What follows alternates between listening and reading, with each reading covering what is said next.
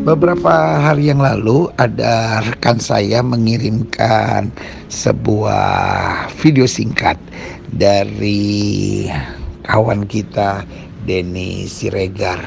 Dan seperti biasa, Denny Siregar jika memberi tanggapan sesuatu atau Bang Denny Siregar memberi tanggapan sesuatu itu tajam, keras, asik, tetapi memiliki pesan kebangsaan yang sangat kuat. Beberapa waktu ini viral beberapa ustadz mu'alaf yang memberikan ceramah dan diupload ke media sosial. Mereka disebut mu'alaf karena pindah agama dari agama A ke agama B. Sebagai orang yang mengenal agama baru, seharusnya si mu'alaf ini di agama apapun mulai belajar menggali ilmu supaya semakin cerdas dan berwawasan.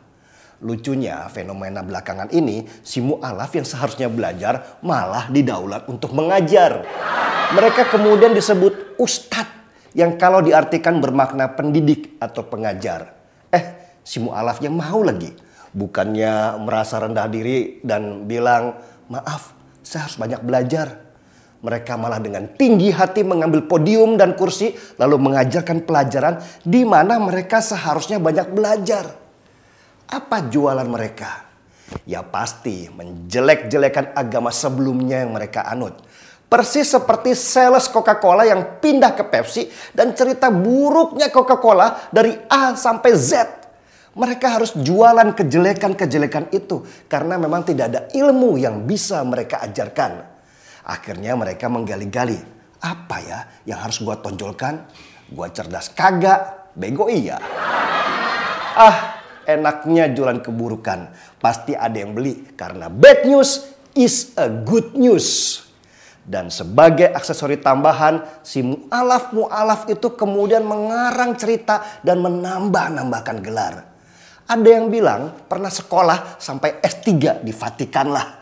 Padahal mana ada sekolah di Vatikan. Ada yang bilang dulu pernah sekolah teologi sampai selesai.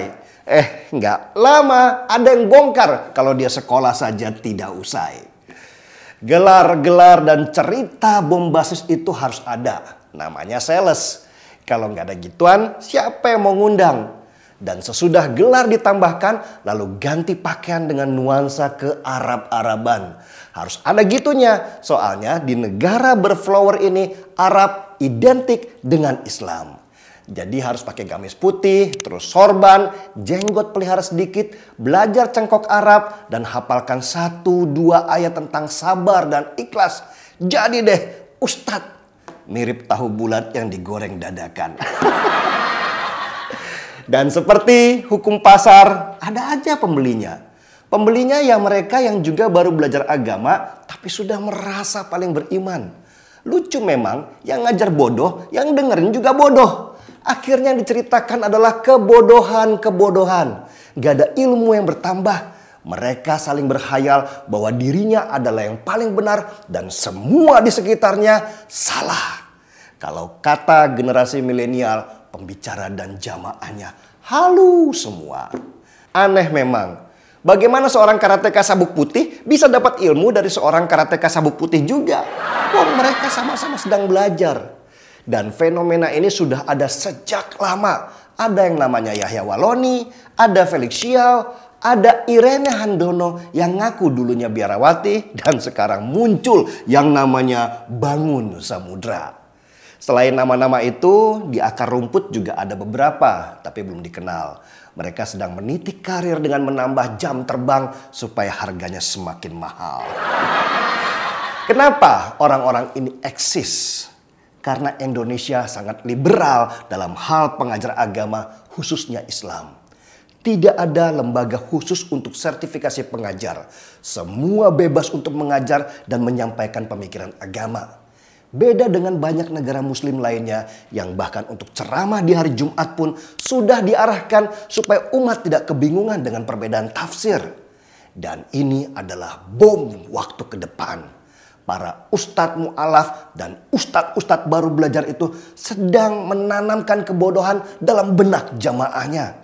Mereka suka mengambil ayat-ayat perang dalam kitab suci tanpa pernah belajar kapan ayat itu dikeluarkan dan pada waktu apa. Pokoknya hajar biar dianggap pintar. Ketika seorang muslim semakin lama semakin bodoh, akhirnya mereka tanpa sadar menjadi intoleran dan radikal.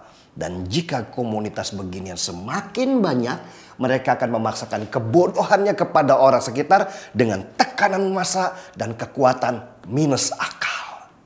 Indonesia kalau tidak segera membenahi dirinya mulai sekarang, kelak akan menuai apa yang mereka tanam. Saya jadi teringat perkataan Rasulullah SAW di masa-masa akhir beliau.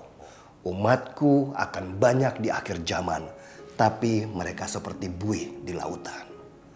Mari kita bongkar semua. Ketika saya memperhatikannya, naluri kependetaan saya menjadi sedikit bergejolak karena Bang Denny, saya harus minta maaf kalau kemudian ada mu'alaf yang quote unquote justru mendatangkan suasana yang tidak nyaman bagi bangsa ini, dan itu berarti pembinaan kami di agama kami ada kekurangannya, dan untuk itu minta maaf.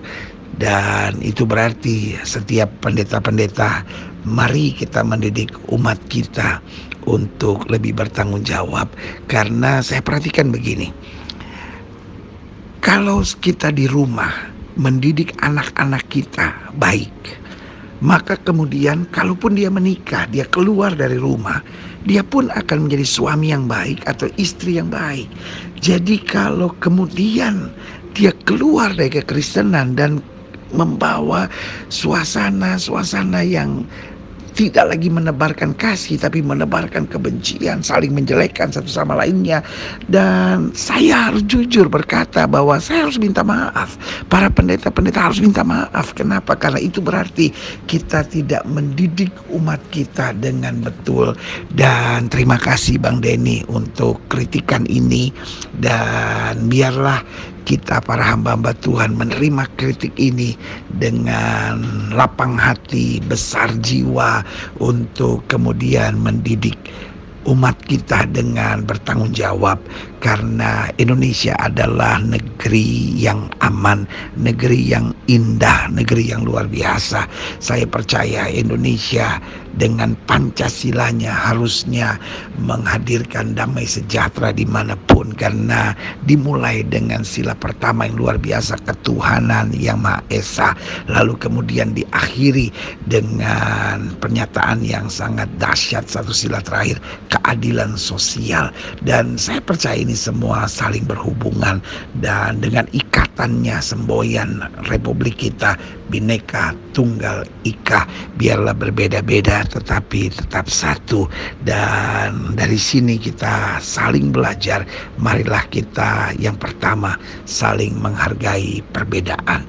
Lalu yang kedua, marilah kita masuk pada akar iman yang betul, karena hidup ini bukan soal agama tapi hidup ini soal iman. Yang paling saya khawatirkan adalah orang-orang yang beragama tetapi tidak beriman, orang-orang yang beragama tapi tidak bertuhan. Karena ada banyak orang beragama tapi kemudian saling menjelekkan satu sama lainnya, saling mengkafir-kafirkan satu sama lainnya, saling menghina satu sama lainnya. Dia mungkin beragama tapi itu tidak beriman, karena orang beriman membawa damai, orang beriman hidup dalam kasih, orang beriman akan saling menguatkan satu sama lainnya.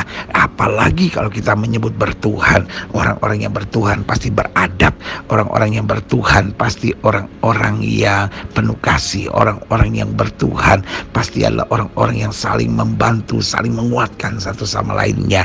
Biarlah kritik, sindiran, dan pandangan Bang Denny Siregar ini menjadi berkat, atensi, dan perhatian buat kita semua. Bang Denny, terima kasih. Bang Denny Siregar tetap maju, dan kita berdoa Indonesia tetap jaya, Pancasila tetap menjadi dasar negara kita, Bhinneka Tunggal Ika ada di hati dan di dada kita masing-masing, supaya meskipun kita berbeda, kita tetap satu. Meskipun kita berbeda, kita saling menghargai. Meskipun kita berbeda, kita saling menguatkan. Meskipun kita berbeda, kita saling tolong-menolong. Meskipun kita berbeda, jangan saling menghina, jangan saling menjatuhkan, jangan saling menyerang. Tetapi meskipun kita berbeda, kita jadikan perbedaan sebagai kekayaan untuk membangun kesatuan bangsa dan negara. Indonesia jaya, Indonesia merdeka.